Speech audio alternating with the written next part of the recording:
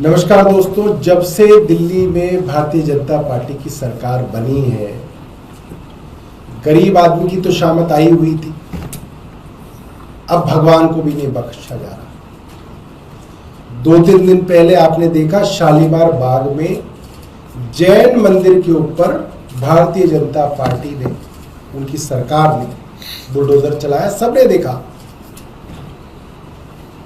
आज से कुछ वर्ष पहले आप लोगों को याद होगा, तुगलकाबाद इलाके के अंदर भारतीय जनता पार्टी के सेंट्रल गवर्नमेंट की डीडीए ने परसों पुराने प्राचीन रविदास मंदिर के ऊपर बुलडोजर चलाया था। सबको याद है। कालका जी की जो मेन रोड है उसको रविदास मार्ग कहते हैं। इसलिए कहते हैं क्योंकि पहले वहां रविदास जी का मंदिर रहा, उसकी वजह से उस पूरी रोड का नाम रविदास मार्ग रहा, जिसपे एक तरफ कालका जी है पूरा का पूरा, एक तरफ गोविंदपुरी है, आगे दूसरी तरफ तुगलकाबाद है, संगम विहार है। और तमाम आश्वासनों के बावजूद आपको याद होगा, प्रधानमंत्री जी ने आश्वासन दिया था पूरे के पूरे समाज को, दलित समाज को, कि सरकार अपनी तरफ से रविदास मंदिर को बनवाएगी। आज तक नहीं बनवाया गया, सबके सामने है। और आज जो खबर मैं आपके बीच में लाया हूं वो हैरान कर देने वाली खबर है कि दिल्ली के दलित समाज और खास तौर पे जो हमारे जाटव समाज के जितने भी संत महात्मा हुए यहां पर, उन सबकी समाधियां जिस मंदिर में हैं, जिस प्राचीन मंदिर में है, प्राचीन स्वामी हैदरदास जी का मंदिर, आजादी से पहले का मंदिर है। और छोटा मोटा मंदिर नहीं है ऐसा कि किसी ने घेर के बना लिया। 1000 गज से ज्यादा बड़ा मंदिर है, स्थापित मंदिर है। बाकायदा उसके अंदर एक आश्रम चलता है, धर्मशाला चलती है, मौलाना आजाद मेडिकल कॉलेज के सामने है। आज भी जितने मरीज आते हैं और उनके तीमारदार को अगर सर छुपाने के लिए जगह नहीं मिलती तो उनका अटेंडेंट जाके वहां पे उस धर्मशाला आश्रम में, उस मंदिर में रहता है और लोग सेवा करते हैं। देश आजाद हुआ है 1947 में, और जब 1930 में अंग्रेजों के जमाने में इरविन हॉस्पिटल बन रहा था, उससे पहले भी ये मंदिर मौजूद था। बताया जाता है कि जब इरविन अस्पताल बनाने के लिए वहां पे लेबर, मिस्त्री, मजदूर काम करते थे, वो भी आराम करने के लिए, कभी पानी पीने के लिए, लेटने के लिए मंदिर के अंदर जो है थोड़ी देर शरण लेते थे। ये वो मंदिर है। 1930 में शुरू हुआ, 1936 के अंदर इरविन अस्पताल शुरू हुआ। तब से लेकर आज तक वो इरविन अस्पताल का नाम बदल के आजादी के बाद जो है लोकनायक जयप्रकाश अस्पताल कर दिया गया। मगर वो मंदिर ने वो सारा इतिहास देखा है, इरविन से लेकर एलएनजेपी का। फिर उसके अंदर बाद में मौलाना आजाद मेडिकल कॉलेज शुरू किया गया, वो भी मंदिर के सामने, ये इतिहास भी देखा गया। फिर जीबी पंत अस्पताल आ गया, गुरु नानक आई अस्पताल आ गया, ये तमाम अलग अलग अस्पतालों का पूरा वहाँ कॉम्प्लेक्स बन गया। मगर मंदिर बहुत प्राचीन मंदिर है। और बड़े शर्म की बात है कि कुछ दिनों पहले दिल्ली की मुख्यमंत्री वहाँ पे एलएनजेपी अस्पताल, मौलाना आजाद मेडिकल कॉलेज में गए और उन्होंने आदेश दिए कि अब तमाम जगह जो है आसपास की वो एलएनजेपी और मेमसी की है, इसलिए वहां पे जो है एनक्रोचमेंट को, उसको पहली बात तो एनक्रोचमेंट कहना ही अपने आप में गलत बात है कि आप उस बात को एनक्रोचमेंट कह रहे हैं। और कहा गया इन सबको जो है डिमोलिश किया जाएगा। और इसी श्रृंखला में मंदिर को डिमोलिशन का या खाली करने का नोटिस आ गया है। डिमोलिशन का ही है, इल्लीगल ये आ गया कि भाई आपका मंदिर जो है इल्लीगल है। मैं समझता हूं ये सरकार की तरफ से एक बहुत घटिया कदम है और पूरे समाज को आहत करने वाला कदम है। मैं एक बार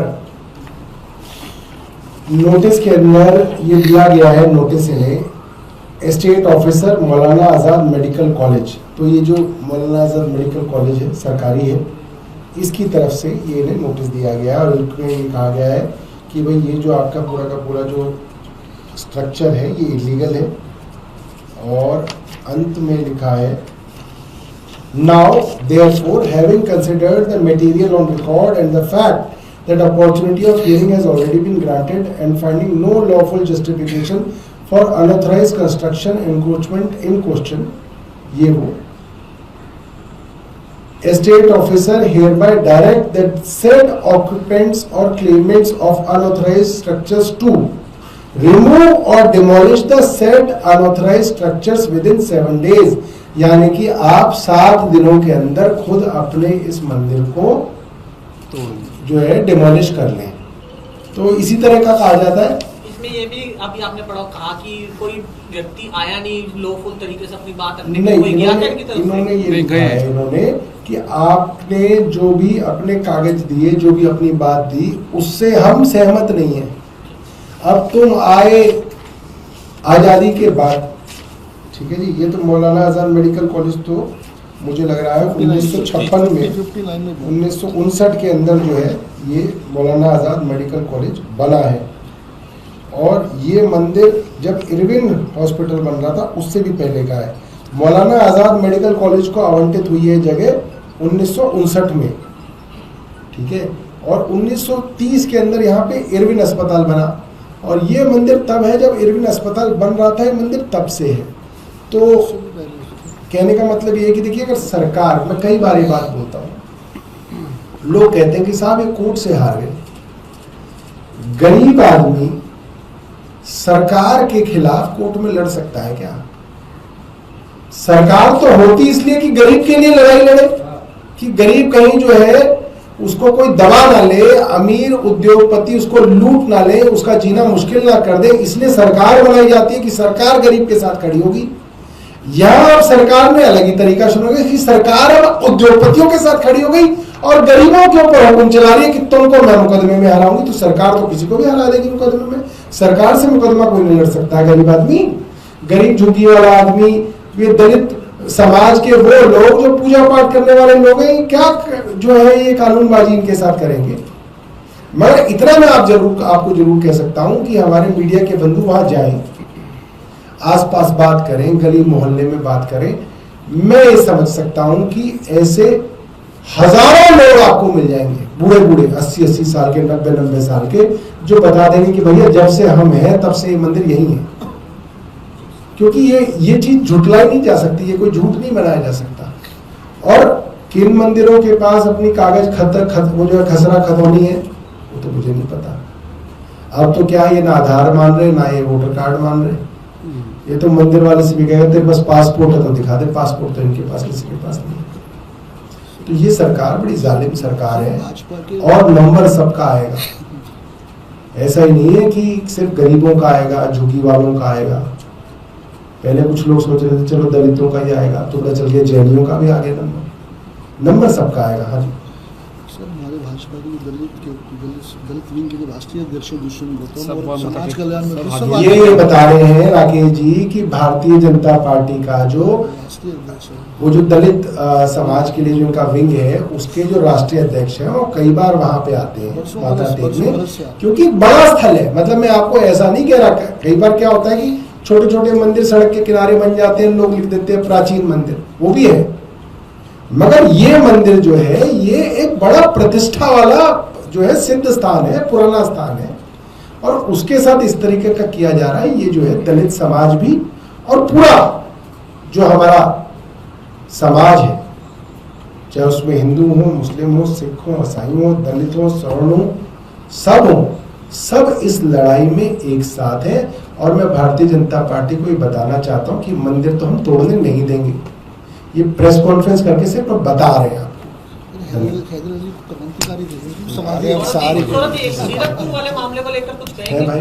जीरकपुर का जो मामला सामने आया 16 ईयर ओल्ड, वो क्या हो गया? वो जो बच्चे के साथ, हाँ, उस पर कुछ आपकी पार्टी का? देखिए, मेरा ऐसा मानना है कि समाज में नफरत और हिंसा बहुत ज्यादा बढ़ती जा रही है, और राजनीतिक दल उस हिंसा को बढ़ावा दे रहे हैं। कई राजनीतिक दल हैं जो हिंसा का महिमा वर्णन कर रहे हैं।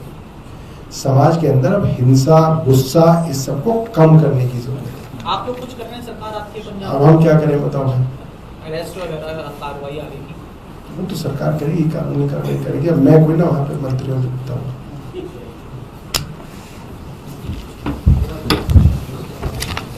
गर्मियों की छुट्टी होने वाली थी, मेरे पापा आने वाले थे, तो हम लोग सभी खुश थे। तो मैं एक बेड पे चढ़ के डांस कर रहे थे, डांस कर रहा था, लेकिन वो पहले ही आ गए।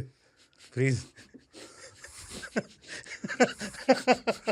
तो मैं उस समय तो कंटिन्यू नहीं कर सकता था ना, तो फ्रीज फ्रेम टाइप का हो गया। कसम पैदा कर